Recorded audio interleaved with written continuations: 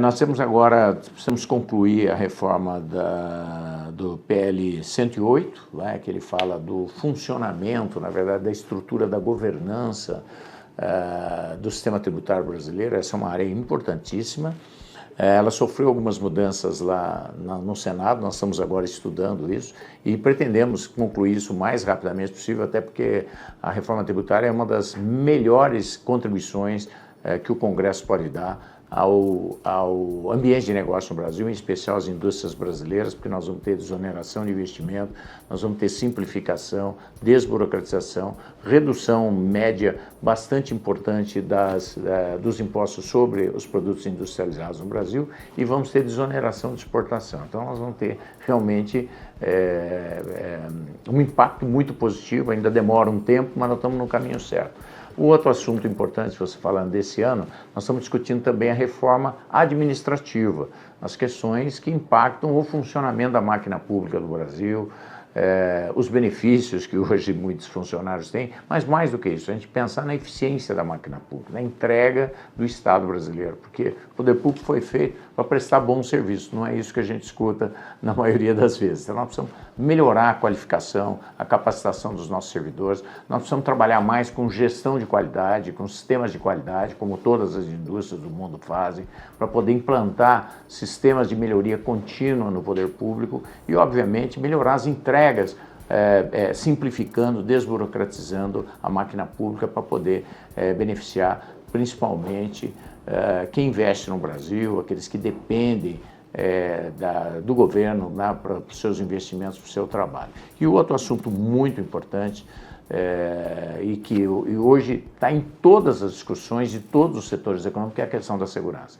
Então nós vivemos um clima bastante instável hoje com o crescimento do crime organizado. E isso nós precisamos de respostas. E isso está sendo discutido aqui também, uma série de medidas para o melhor enfrentamento do crime organizado, endurecimento de penas, criar uma legislação mais específica para enfrentar o crime organizado, porque o crime organizado está se infiltrando nas atividades econômicas do país, criando uma instabilidade, criando um risco institucional no Brasil que é inaceitável. Então essa também é certamente uma agenda prioritária do Parlamento, talvez não termine esse ano, mas ela está com vários projetos de lei que estão sendo discutidos para que a gente possa apresentar uma condição melhor para o enfrentamento do crime organizado que precisa ser visto como prioridade absoluta no país. E inclusive, além da segurança, além do aumento do custo, você tem também hoje os crimes cibernéticos. No crime organizado é mais grave ainda. E nós temos a concorrência desleal, porque tem vários setores econômicos que estão sofrendo concorrência, como a parte de combustíveis, venda de combustíveis no Brasil, venda de gás.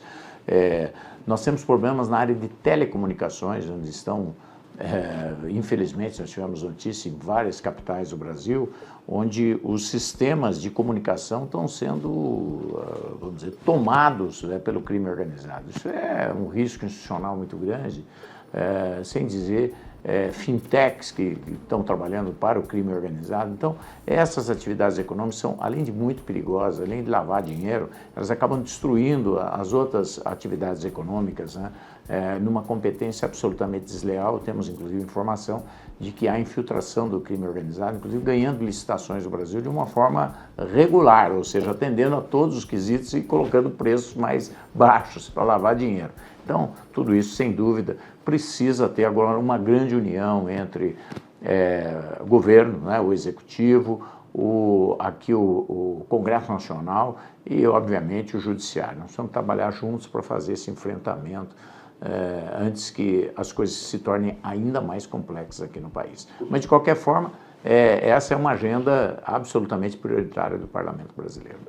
Entre as ideias, algumas, inclusive, que nós demos sugestão para que pudesse ser incorporado no texto, está a questão, sem dúvida, aumento de penas, inclusive para que elas fossem similares aí ao terrorismo, a questão de não ter a progressão de pena, porque hoje, em média, as pessoas estão presas, elas cumprem 1/3 ou 1/4 da pena, ou seja, não ter essa redução, ou seja, essa progressão de pena, não havendo, portanto, essa possibilidade. A questão também do isolamento máximo, não ter visitinha, não ter uma série de coisas e essas pessoas poderem estar em presídios especiais de segurança máxima.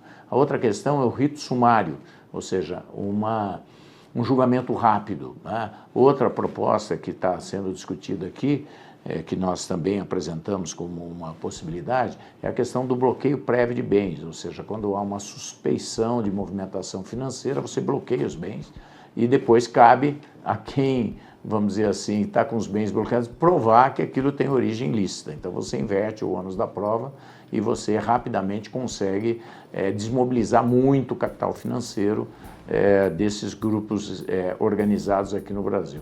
A questão do juiz sem rosto, ou juiz sem cara, que já existe em alguns países aqui da América do Sul, para proteger o juiz, né, para que ele corra menos risco aí, ou tenha uma atividade menos temerária na hora de julgar o crime, alguém do crime organizado. Então são algumas das contribuições que estão sendo discutidas na casa, mas tenho certeza que essa casa dará a resposta mais firme possível para ajudar as autoridades, tanto da polícia quanto do judiciário, para que nós possamos ter aí uma condição melhor de enfrentamento e de combate ao crime aqui no país.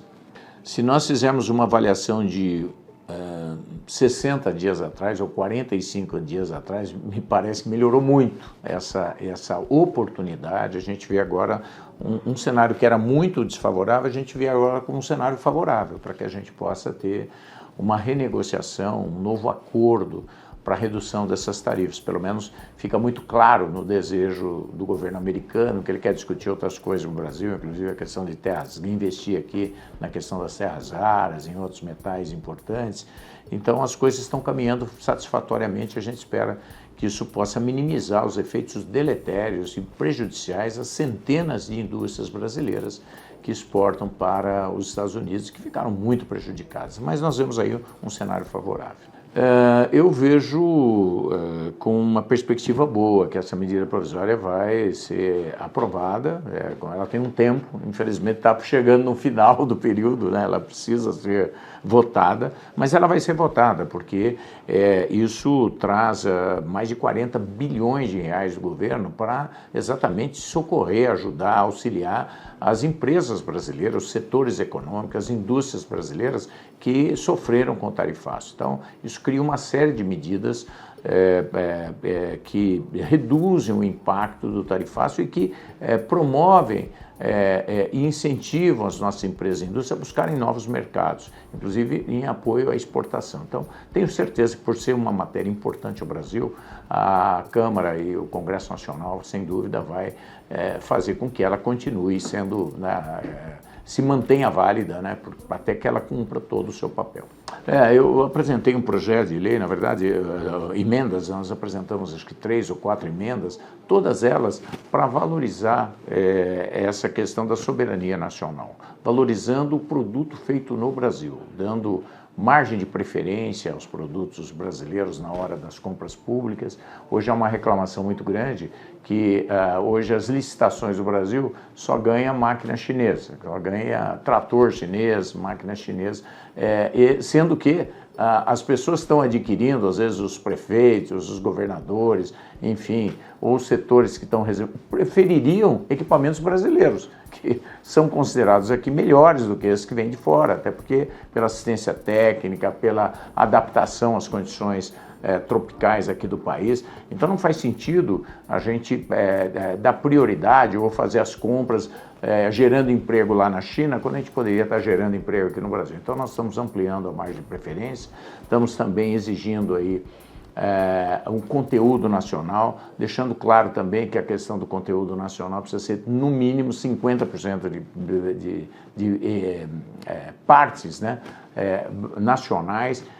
E estamos avançando também não apenas para as compras públicas, mas também para as estatais brasileiras e pretendemos depois trabalhar inclusive na questão das PPPs e concessões. Não conseguimos fazer essa emenda por enquanto, mas eu acho que isso é uma boa pauta para que a gente possa dar prioridade para aquilo que a gente faz aqui no Brasil, porque a gente sabe que o Brasil faz com muita qualidade. Tanto é que nós exportamos todos esses produtos, inclusive para os Estados Unidos. Então não faz sentido a gente comprar algo que a gente não quer, abrindo mão daquilo que é muito importante para gerar empregos no Brasil, que são os produtos nacionais. Eu não tenho ainda muitas respostas em relação a isso, mas tenho certeza que o desejo do governo é que essa medida provisória cumpra o seu papel, tá? Do Brasil mais soberano. Isso é muito importante e nós temos que aproveitar esse momento para que a gente possa reforçar a soberania nacional, reforçar e valorizar aquilo que a gente produz aqui, fazer com que a gente possa ter uma menor dependência de alguns mercados e diversificar as nossas exportações. Então, eu vejo que é um problema, mas que a medida provisória traz várias alternativas que podem trazer resultados depois de médio e longo prazo bastante favoráveis à indústria nacional.